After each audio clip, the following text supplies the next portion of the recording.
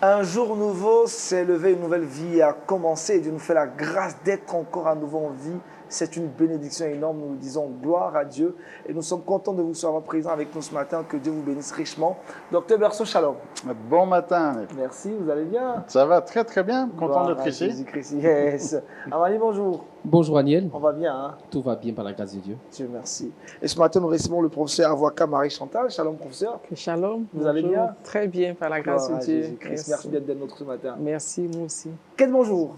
Shalom, shalom à tout le monde. Shalom Aniel. Et puis les astuciers, les astucières, shalom à vous. On commence bien la semaine, hein? Super, ça commence bien. Un bon week-end et bon. C'est normal qu'on ait une bonne semaine. Yes. Avec toi, on parlera de quoi aujourd'hui dans le Trickbox? Alors, j'ai 3 astuces pour vous, mais on parlera plutôt des bienfaits du jus d'orange pressé. Jus d'orange pressé. D'accord. Il y a un autre type de jus d'orange? Oui, Ouais. celui qui n'est pas pressé, il a le temps. Il a le temps. Celui qui est pressé, c'est qu'il faut aller vite. Il faut aller vite. On va aller vite. On a tout compris. Kate nous dira davantage sur ce sujet. Amani, avec toi? Oui, avec moi dans Culture Actu, nous parlerons de consécration au ministère, mais pour une personne vraiment qui sont peur de l'ordinaire, nous allons en parler tout à l'heure. Et dans le Saviez-vous, nous allons encore étudier quelque chose autour de la Bible. Super.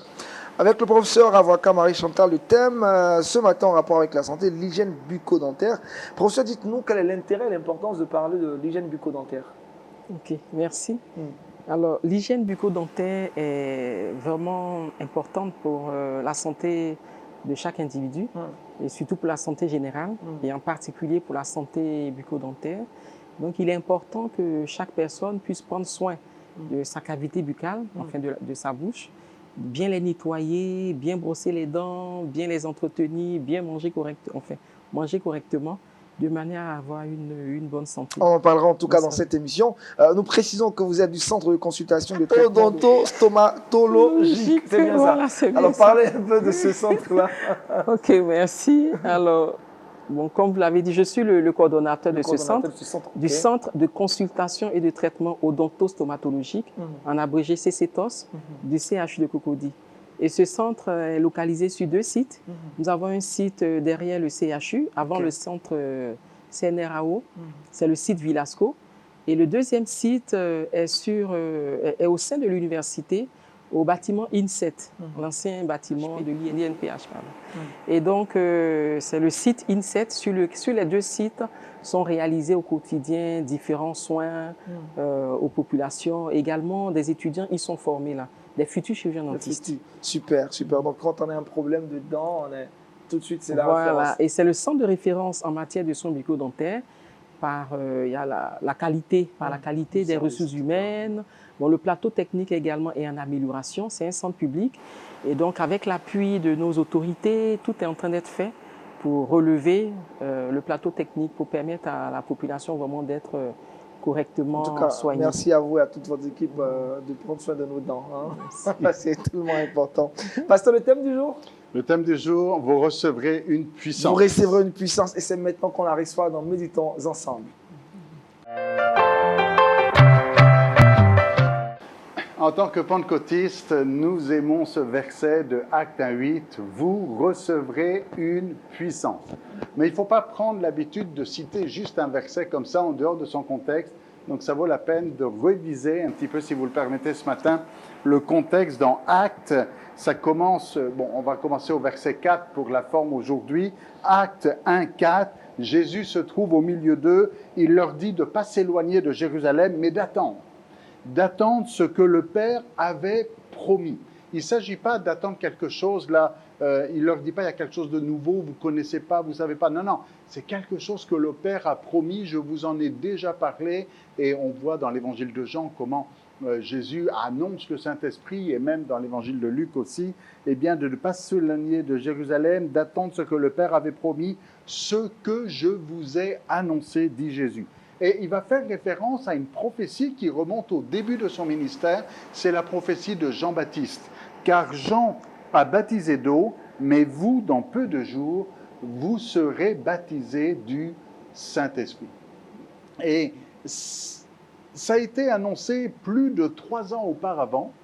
Peut-être les disciples vont dire « Ah, c'est vrai, il y avait cette prophétie, c'est vieux ça, 3 ans et demi. » Non, non, mais Jésus dit, voyez, Jean-Baptiste avait dit ça il y a plus de 3 ans et demi, et ça arrive.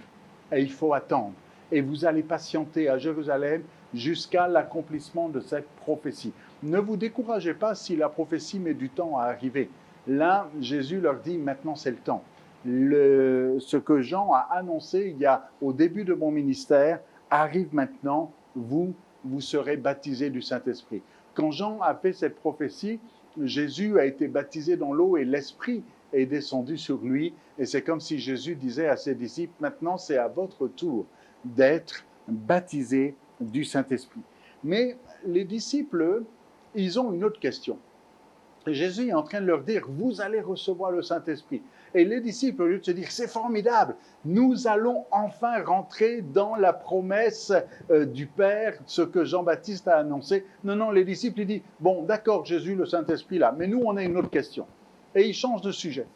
Et ils disent, mais les apôtres demandent au Seigneur, est-ce en ce temps-là que tu rétabliras le royaume d'Israël? Franchement, moi, ces apôtres-là, des fois, ils me fatiguent un peu. Hein. Je ne sais pas, mais est-ce que vous faites la même chose? Le Seigneur est en train de vous annoncer quelque chose de très important. Il dit, vous allez recevoir dans peu de jours le Saint-Esprit. Ça fait plus de 3 ans qu'on en parle. Et le jour arrive, enfin. Vous allez recevoir le Saint-Esprit. Moi, je m'en vais au Père, mais il va envoyer un consolateur.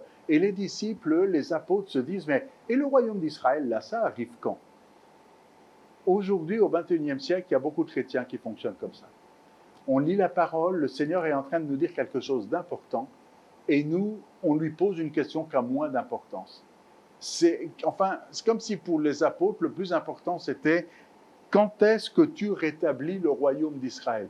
Jésus dit « Mais je ne suis pas en train de vous parler du royaume d'Israël ici, je suis en train de vous parler du Saint-Esprit. » Et soyons attentifs à ce que Dieu nous dit, et ne mettons pas, ce n'est pas nous qui faisons l'agenda. Le royaume d'Israël, il en parlera, il en a parlé, il en parlera, il y a un temps pour tout, mais là, il est en train de leur dire une annonce clé qui va bouleverser le monde, parce que c'est à partir du jour de la Pentecôte que des milliers de personnes se convertissent, et puis le feu va se répandre dans tout le bassin méditerranéen, même on va dire de l'apôtre Paul et des voyages missionnaires, c'est ceux qui bouleversent le monde.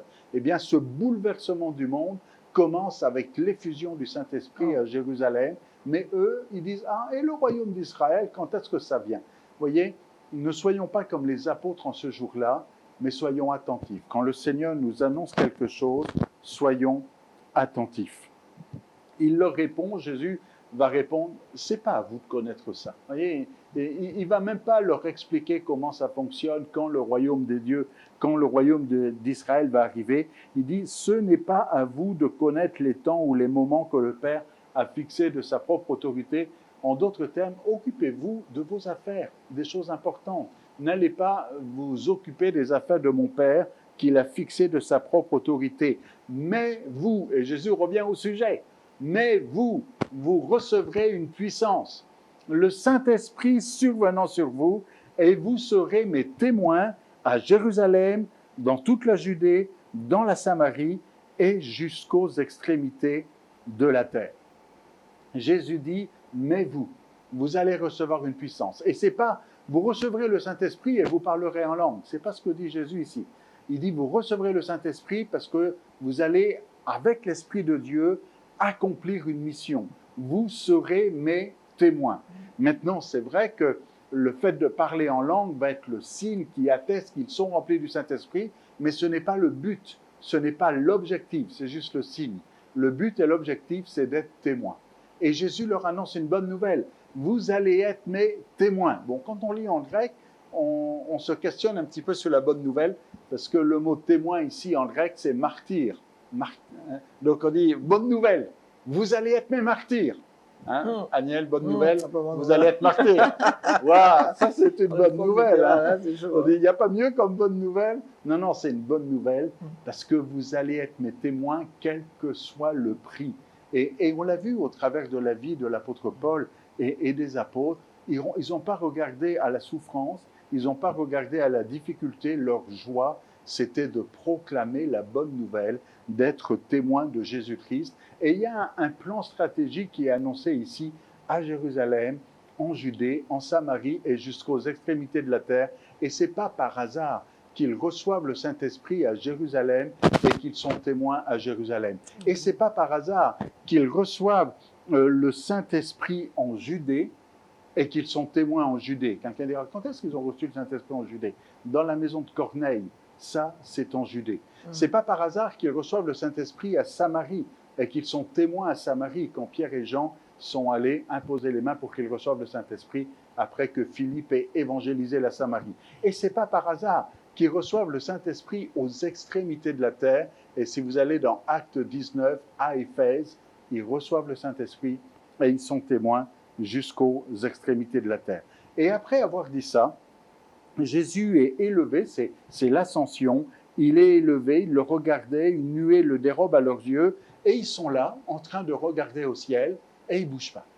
Et ils sont contemplatifs, en train de regarder au ciel, ils regardaient, et puis ils ont les yeux fixés vers le ciel, et il faut que 2 anges apparaissent, et voici 2 hommes, vêtus de vêtements blancs, leur apparurent, et leur dit, bon, vous faites quoi les gars là?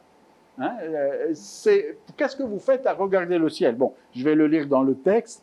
Hommes galiléens, pourquoi vous arrêtez-vous à regarder au ciel? Ce Jésus qui a été enlevé au ciel du milieu de vous viendra de la même manière que vous l'avez vu allant au ciel. Les anges sont en train de dire, Jésus vient de vous dire que vous allez recevoir le Saint-Esprit. Jésus vient de vous dire que vous allez être témoin. Et là, vous êtes là en train de regarder, la bouche ouverte et dire qu'est-ce qui se passe maintenant. Jésus a dit, allez à Jérusalem, attendez à Jérusalem, vous recevrez le Saint-Esprit et vous serez mes témoins. Alors ne faisons pas l'erreur des disciples d'être là à attendre qu'il se passe quelque chose, mais obéissons à sa parole. Il donne le Saint-Esprit à ceux qui lui obéissent et allons avec soif chercher le Saint-Esprit si vous n'avez pas encore reçu cette puissance. Et si vous avez soif et vous cherchez le Saint-Esprit, c'est pour être témoin, quitte à être martyr. Si ce n'est pas votre intention, à quoi bon chercher le Saint-Esprit? Si vous cherchez le Saint-Esprit, c'est parce que vous voulez être un meilleur témoin, vous voulez être un proclamateur de l'Évangile, vous voulez proclamer, attester que Jésus est vivant et qu'il est Seigneur. Vous recevrez une puissance et vous serez ses témoins. Amen. Merci, Pasteur Berceau. Professeur, nous avons reçu le Saint-Esprit et c'est pour un but, être des témoins de Jésus. Effectivement, être des témoins de Jésus et vraiment se laisser conduire par le Seigneur. Et vraiment, comme il a dit, il faut que nous puissions vraiment être impliqués dans l'œuvre de Dieu et être des instruments utiles pour que le royaume de Dieu avance. Kate, question ou Oui, question. Qu'est-ce que tu as? Quels sont les signes qui montrent que nous avons véritablement reçu le Saint-Esprit? Est-ce qu'il y a des signes annonciateurs? Alors là, c'est un point théologique et je sais qu'il y a beaucoup de discussions qui circulent autour de tout ça. Je fais partie des théologiens qui discutent des déclarations de doctrine des Assemblées de Pentecôte au Canada et on est arrivé à cette conclusion, après avoir bien étudié, que le parler en langue est le signe biblique. Biblique dans le sens que c'est le signe que la Bible nous montre. Et qu'il y a quelque chose que ce qui s'est passé le jour de la Pentecôte est un paradigme et quelque chose qui se reproduit. On voit par exemple quand Paul est dans la maison de Corneille et que Corneille va parler en langue, il va dire mais comment est-ce qu'on peut refuser le baptême d'eau à ceux qui ont reçu le Saint-Esprit comme nous. Et il est en train de dire ce qui est en train de se passer avec eux, c'est la même chose que ce qui s'est passé avec nous à Jérusalem, à la Pentecôte. Que le fait de les entendre parler en langue atteste qu'ils sont remplis du Saint-Esprit. Donc, le fait de parler en langue, c'est un signe, c'est un symptôme, c'est un signe, mais ce n'est pas l'objectif en soi. C'est juste un signe qui atteste qu'il y a une effusion de l'Esprit qui a été là. Mais maintenant, quelqu'un qui est rempli du Saint-Esprit, il ne fait pas juste parler en langue, mais il va prophétiser, il va prêcher l'Évangile avec assurance, avec autorité, avec puissance. Il va y avoir des signes, des prodiges, des miracles qui accompagnent ceux qui auront cru. Il y a toutes sortes de choses qui sont là, mais le parler en langue, c'est comme ça que c'est marqué dans la plupart des déclarations de foi des des milieux pentecôtistes est le signe. Alors, certains disaient initial, peut-être que ce serait plus juste de dire biblique, du baptême dans le Saint-Esprit. Amani? Oui, juste poser une question. C'est de savoir, le jour de la Pentecôte, c'est quel type de langue qu'ils ont parlé? Est-ce que c'est la langue des anges ou bien, puisqu'il y a eu plusieurs personnes que les ont entendu parler dans leur propre langue. Donc, C'est ça. je sais pas. Si vous avez lu le texte, c'est marqué.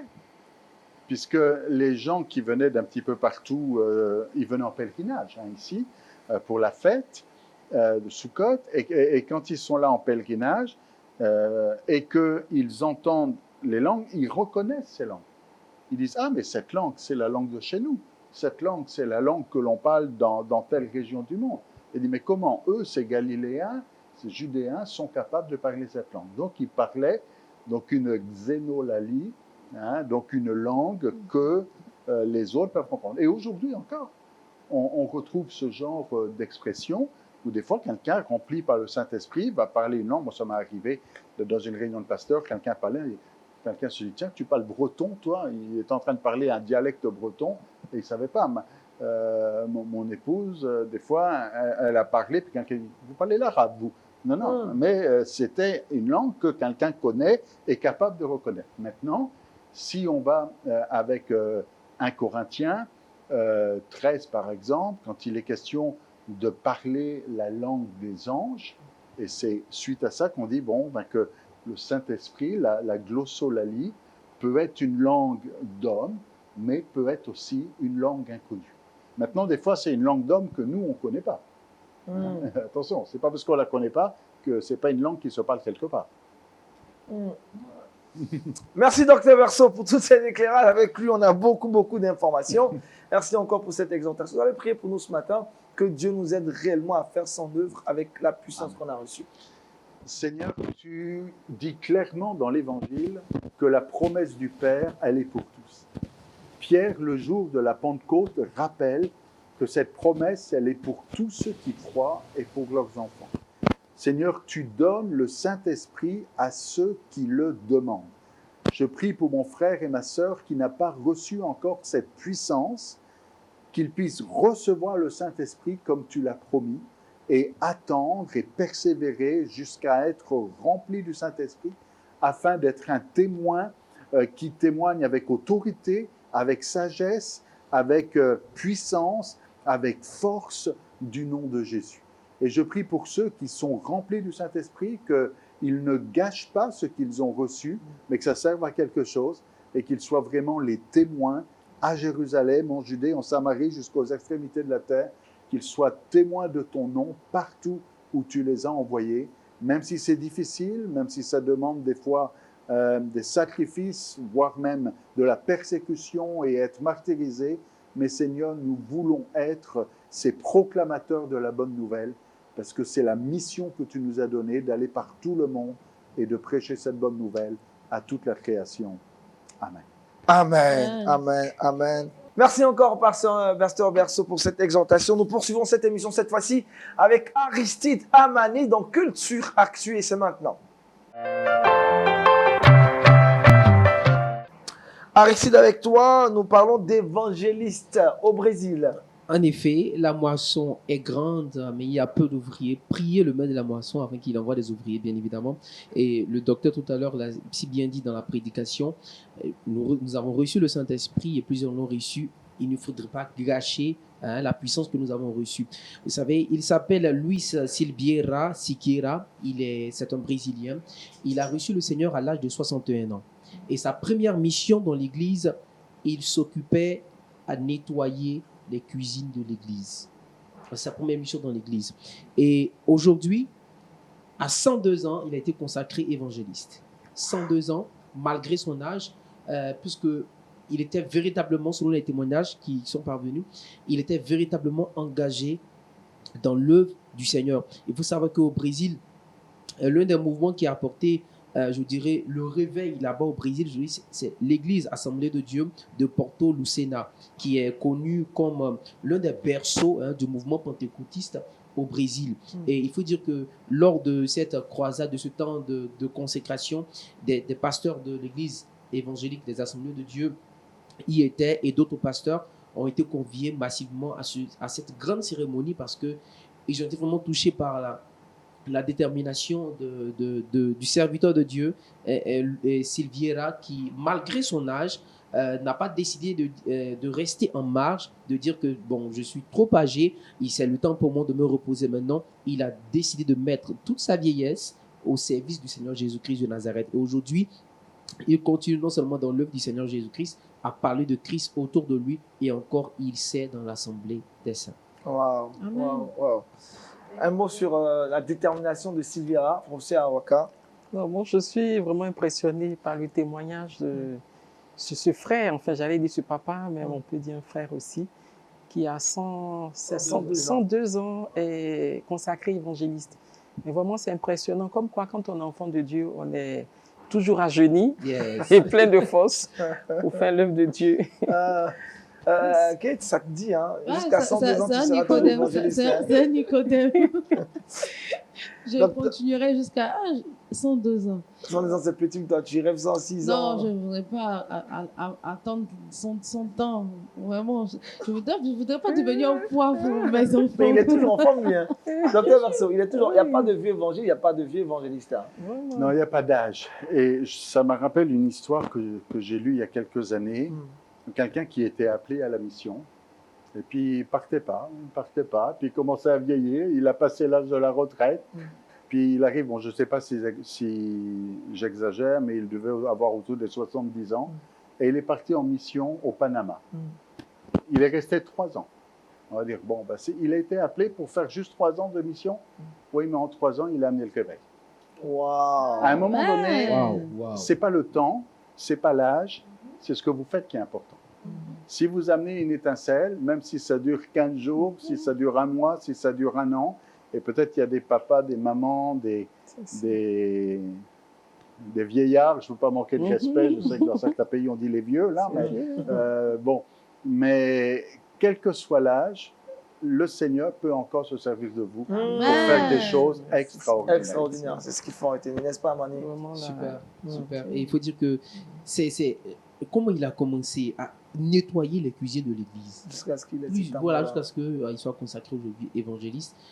Il n'y a pas d'excuse. Il n'y a pas d'excuse. Tout le monde, nous sommes appelés à servir Dieu. Jeune homme, lève-toi et serve Dieu. Maman, papa, lèvez-vous et servez Dieu. Dieu vous bénira en retour. Amen. Merci encore, Amani, pour cette belle information sur Silviera. On était donc au Brésil.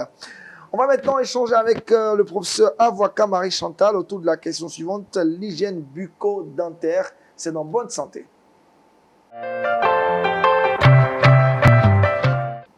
Docteur, quoi l'hygiène bucco-dentaire? Ça paraît peut-être évident, mais c'est quoi? Dites-nous. D'accord, ok. Donc l'hygiène bucco-dentaire, c'est l'ensemble de toutes les procédures qui vont permettre, qui vont contribuer en tout cas à nettoyer les dents, à les entretenir de manière à pouvoir maintenir une bouche propre. Donc en un mot, c'est un peu ça, nettoyer la plaque qui se forme régulièrement, cette pâte blanchâtre remplie de microbes, de bactéries qui se déposent au niveau des dents, des sillons, des parties creuses. Et le fait de pouvoir nettoyer tout cela, enlever les débris alimentaires qui restent coincés entre les dents après avoir mangé. Donc, c'est l'ensemble des procédés qui vont permettre d'éliminer tous ces éléments qui constituent donc l'hygiène bucco-dentaire. L'hygiène bucco-dentaire. Est-ce que l'hygiène bucco-dentaire a un but principal et des buts secondaires? Ok, le but principal déjà, c'est d'être soi-même, d'être en bonne santé. Ça commence par là, être en bonne santé. Après, le reste, il faut être à l'aise parce que bon, vous êtes dans un environnement où vous n'êtes pas nettoyé la bouche, l'hygiène n'est pas, c'est pas correct, on n'est pas à l'aise. Et puis en tant qu'enfant de Dieu, c'est quand même important. On va aller prêcher quelque part, on va aller à des rendez-vous, on va aller annoncer l'évangile. Et puis, bon, on néglige sa cavité buccale, sa bouche. Je pense que ça ne serait pas un bon témoignage. Et c'est pour cela qu'il est important que tout commence par là. Autant on peut brandir la parole de Dieu pour annoncer l'évangile, autant par la bouche aussi, il faut avoir un bon témoignage. Donc, je pense que c'est très important pour tout le monde et surtout pour un enfant de Dieu. On est le reflet de l'évangile, de la parole de Dieu. Donc, il faut vraiment honorer le Seigneur en ayant une bouche vraiment propre, avec une bonne hygiène. Et voilà, je pense que tout ça aussi, ça contribue vraiment à rendre témoignage. Donc, c'est important d'avoir une bouche vraiment propre. Aujourd'hui, quel est le constat que vous faites? Est-ce que les frères et sœurs dans la foi ont une bonne hygiène de la cavité buccale ou bien on dégage? Il faut qu'à partir d'ici, je puisse mener une enquête. En tant que chercheur, c'est ce qu'il faut. Je ne peux pas annoncer quelque chose sans avoir fait une étude. Donc, je pense que c'est de pouvoir mener une étude dans le milieu chrétien. Et puis, bon, à l'issue de cela, on pourra tirer les conclusions. Mais je pense que, bon, les frères, voilà, on aime le Seigneur. Et puis, on aime aussi entretenir sa cavité buccale. Quelles sont les bonnes conditions de l'hygiène bucco-dentaire? Donc, pour maintenir une bonne hygiène bucco-dentaire, déjà, il faut avoir la volonté.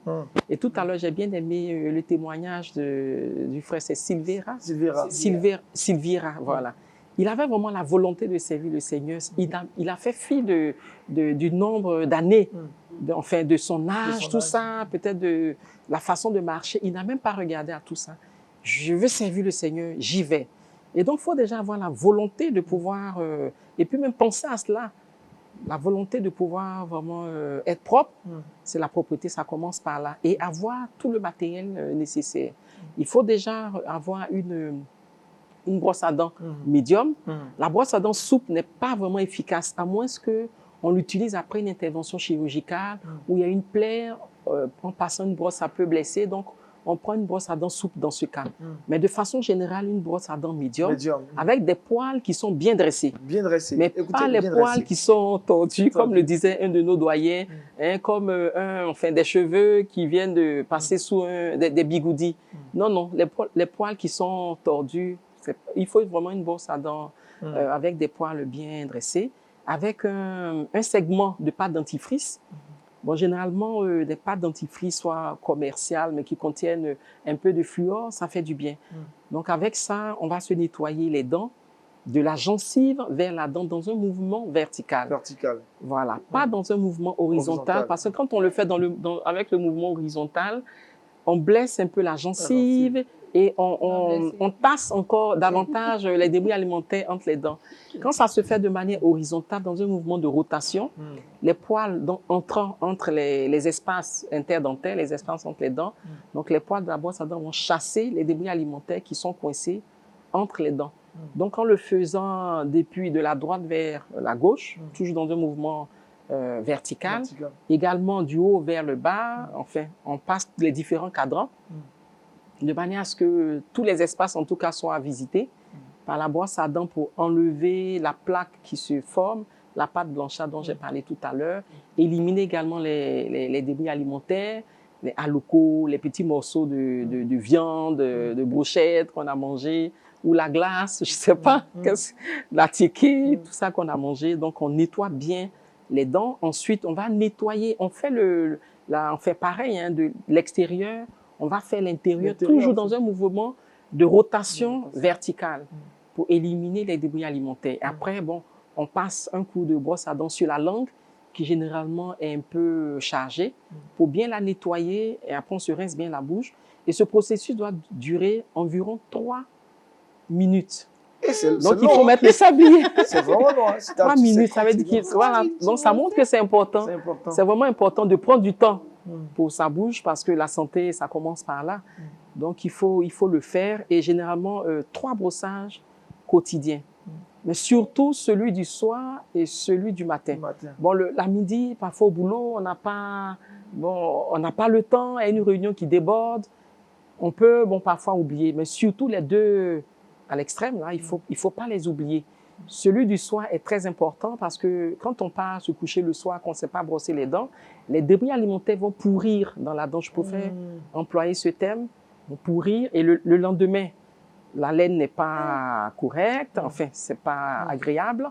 Ensuite, on va se brosser avant de venir manger, c'est pas ce qu'il faut. Il faut bien se brosser le soir avant d'aller se coucher, après avoir pris ses médicaments, même si on veut grignoter, tout ça, on le fait avant. Mais une fois qu'on s'est brossé, plus de grignotage, voilà. Et on va se coucher et le lendemain, c'est un peu comme une assiette, l'assiette étant correctement nettoyée. Le lendemain, on va manger, donc on sert le petit déjeuner. On prend le petit déjeuner et c'est après cela qu'on se brosse avant Ok. de vaquer à ses occupations. Ok. Mais il ne faut pas le faire après, Après. sinon ça ne On marche se pas. brosse après le petit déjeuner. Voilà, après le petit déjeuner. Voilà, après le petit déjeuner. Quelles sont les conséquences d'une mauvaise hygiène bucco-dentaire? Les conséquences sont nombreuses. Déjà, il y a le fait d'avoir des bactéries dans la bouche. On ne se nettoie pas les dents. Les microbes vont utiliser les substrats, les petits débris alimentaires qui sont restés dans la cavité buccale.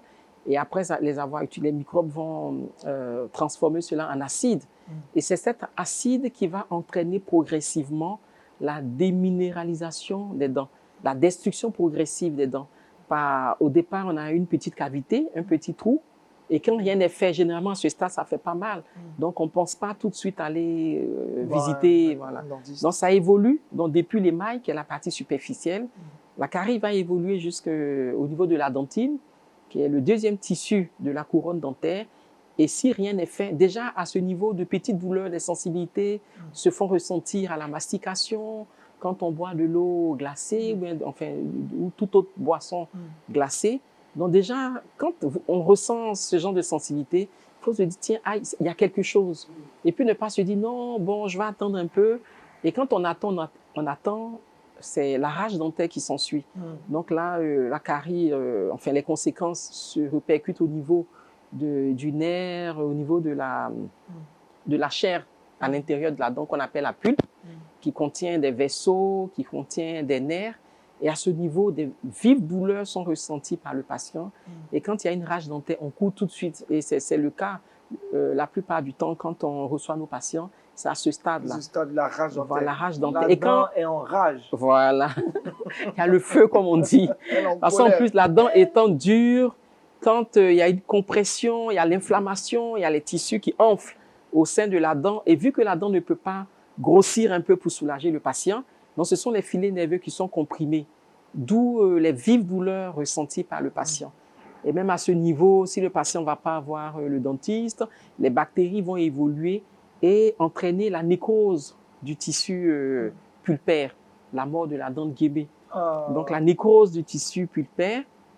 Et ensuite, les bactéries vont évoluer et cette fois-ci descendre, envahir toute la racine des dents et descendre au niveau de l'extrémité des racines, avec du pus qui va se produire et le pus va chercher une voie pour s'échapper. C'est ce qui explique cette fois l'enflure du visage de façon asymétrique, avec un visage vraiment déformé, de vives douleurs. Et si rien n'est fait, si le malade ne va pas voir les spécialistes, les microbes vont descendre dans le sang, aller au niveau de l'œil, au niveau du cerveau, au niveau du cœur, au niveau des poumons, des reins, des articulations, et entraîner d'autres affections, d'autres problèmes à ce niveau. Une carie dentaire, si elle n'est pas traitée, on peut en mourir. C'est important qu'on le sache. Il y a un impact de tout cela au niveau de la santé générale. Et si en plus de cela, en plus de l'évolution de la carie, le malade a un terrain diabétique, hypertendu ou toute autre affection générale, ça complique encore sa situation. Et c'est pour cette raison qu'il faut tout de suite ne pas attendre d'avoir mal et aller régulièrement consulter le chirurgien dentiste 2 fois l'an ou j'allais dire au minimum 1 fois au moins l'année, sinon 2 fois chaque 6 mois, il faut aller voir le dentiste. En tout cas, on aura le temps de parler longuement de la carie dentaire lors d'une prochaine émission. Pour finir rapidement, dites-nous combien de temps faut-il utiliser une brosse à dents et il faut la changer combien de fois? Ok, la brosse à dents chaque 3 mois. Non, pour l'héritage. C'est la même on peut hériter. La brosse à dents, elle est individuelle et personnelle. Il faut préciser ça, mon soeur. La brosse à dents est individuelle et personnelle. Ce n'est pas un bien commun. Voilà. Parce qu'ils sont assez chers, donc, monsieur. Non. Donc, dites-nous combien de temps faut-il changer la brosse à dents? 1 fois chaque 3 mois. 1 fois chaque 3 mois. Même si les 3 mois ne sont pas arrivés, que les poils sont tordus dans un autre sens ou c'est abîmé, il faut changer la brosse à dents. Et ça dépend de l'utilisation qu'on en fait et de la technique de brossage aussi qu'on applique. Donc, il ne faut pas utiliser la technique horizontale. On abîme la gencive, on use les dents parce qu'il y a des dents qui sont usées comme si on avait passé une lime pour tailler les dents. Et ça se fait Bon, parfois, quand on se brosse mal les dents, on a des sensibilités régulièrement. Quand on consomme la boisson, voilà. Il y a des personnes aussi qui se brossent avec vigueur. Tu as l'impression que la personne se bat avec ses Non, dents. non, c'est pas dans la... force. c'est pas dans la force, mais c'est dans la technique. L'efficacité se trouve dans la technique. Peut-être comme il y a aussi la puissance du Saint-Esprit, il faut manifester. Ah non. Donc, c'est vraiment important de pouvoir respecter les étapes et bon, consulter les spécialistes. Merci beaucoup, professeur. Merci énormément, professeur. En tout cas, on aura une seconde émission. On reviendra sur certains points, surtout la carie dentaire. Une émission spéciale où on dira un peu plus sur cette pathologie. On poursuit cette émission rapidement et on retrouve Kate dans le Trickbox. Avec moi, on parlera des bienfaits du jus d'orange. Premièrement, bien avant de saluer un astucier, Salomon, qui nous écrit très souvent depuis le Gabon. Je te fais un gros coucou en passant, voilà, et également à toutes les astucières et également aux astuciers. Les bienfaits du jus d'orange pressé. L'orange a été découvert en Chine et ça a été fait près de 2200 ans avant Jésus-Christ. Donc, il y a longtemps que l'orange est là. Alors, l'orange est disponible dès le mois de décembre. Donc, à partir du mois de décembre jusqu'au mois d'avril, on peut trouver l'orange dans nos étalages, dans nos marchés, à moins coût, vu que c'est la saison. L'orange est une bonne source de vitamine C. L'orange pressée. Voilà. Alors, l'orange est parfait pour faire le plein de vitamine C. 150 ml de jus d'orange apporte en moyenne 60% des besoins journaliers en vitamine C. Donc, un bon verre de jus d'orange tôt le matin, c'est parfait. Après ça, pas trop brosser, comme madame l'a dit tout à l'heure. Alors, également, une bonne source d'énergie. Le sucre contenu dans le verre de jus d'orange apporte l'énergie au corps, notamment au cerveau. Et donc, il est important de ne pas en abuser. Il faut juste prendre un verre de jus d'orange tôt le matin pendant le petit-déj. Et pour terminer, c'est également un bon apport en minéraux.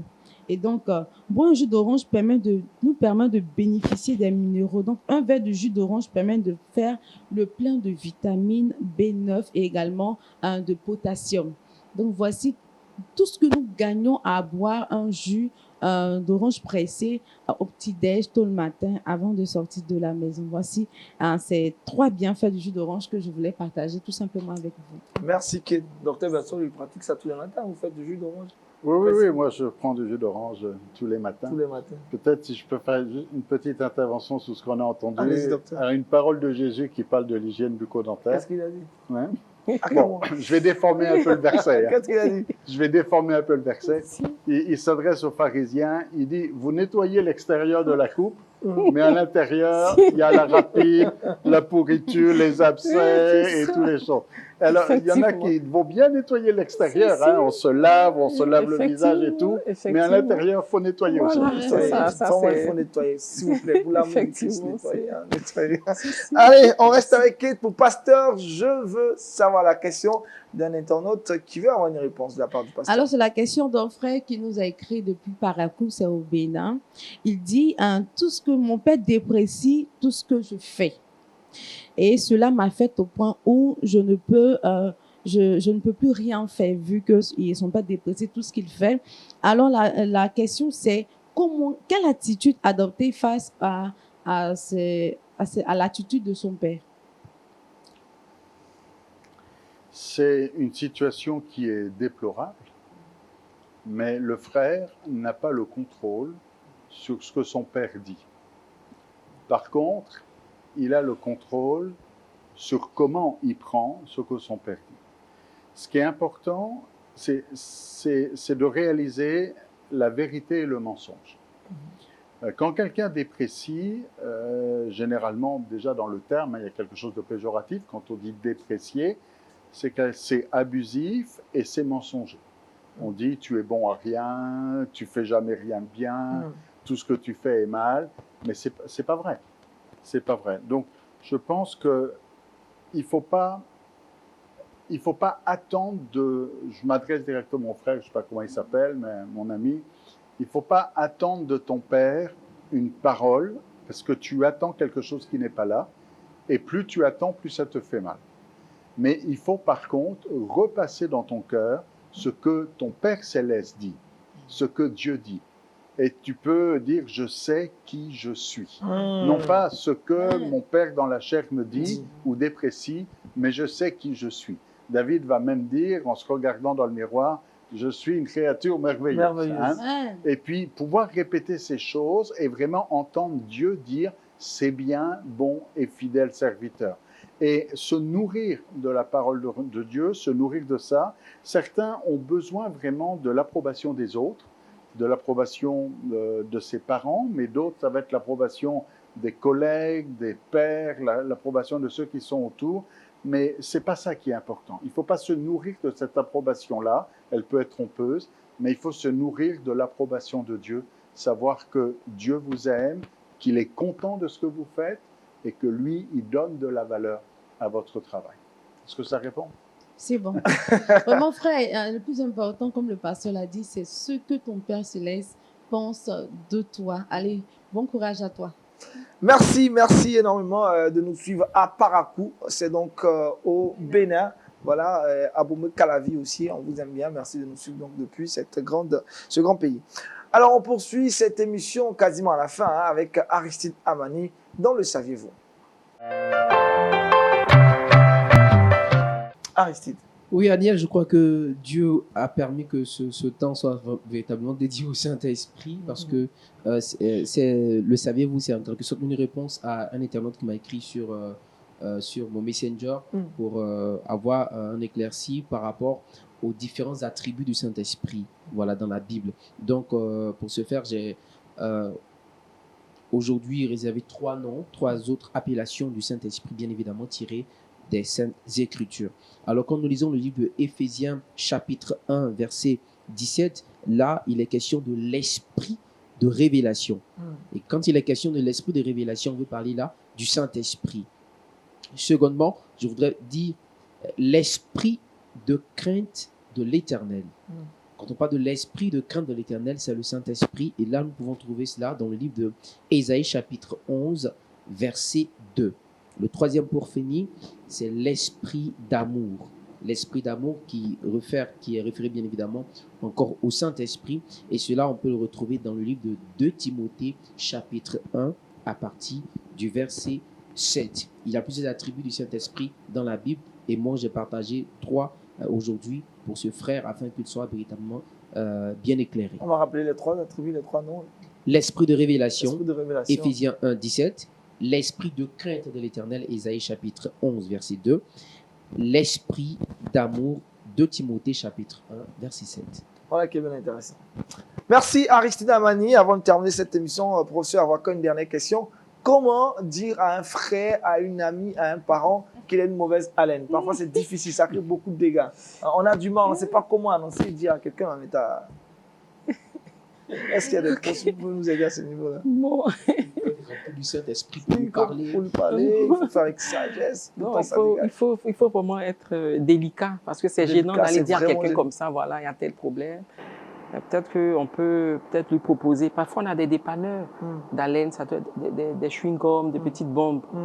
Ah bon, il faut le faire soi-même, quoi. Utiliser, tiens, j'utilise un chewing-gum, tu peux partager. Ça règle le problème. Non, mais déjà, ça va atténuer quand même. Et puis, ça va calmer un peu la rage. Ça lui permet peut-être de dire, mais tiens, pourquoi voilà. Derrière, voilà, c'est un peu ça. Sinon, c'est gênant d'aller dire à quelqu'un. C'est vraiment gênant. Hein. Ou bien dire, tiens, moi, je vais voir le dentiste la semaine prochaine. On pourrait y aller ensemble. Mais pourquoi tu veux que j'aille voir le dentiste? Voilà. Parce qu'on prête ta bouche, là, ça dégage. Sinon, c'est de pouvoir partager, avoir des dépanneurs soi-même et puis partager. Toujours des petits et puis après, si la personne va plus loin dans des questions ou bien elle est curieuse, on peut dire, tiens, tu vois, on est enfant de Dieu, mais on s'habille bien comme le pasteur l'a dit. Mais cet aspect aussi, il faut... Voilà, parce qu'on a besoin d'avoir un bon témoignage. On va annoncer l'évangile. Et tu prêches l'évangile, on ne t'écoute. Hein. Voilà. C'est quand ça dégage, c'est une puissance qui repousse. Donc, il faut faire un testo. Docteur, vous avez des astuces aussi? Oui, non. C'est quand vous êtes en train de parler, puis qu'il y a un moustique qui passe, et dès qu'il a l'odeur, il tombe mort. Là, c'est grave, là. C'est pas gentil, C'est un entrepôt d'époux en même temps. Kate, pardon, le verset boussole.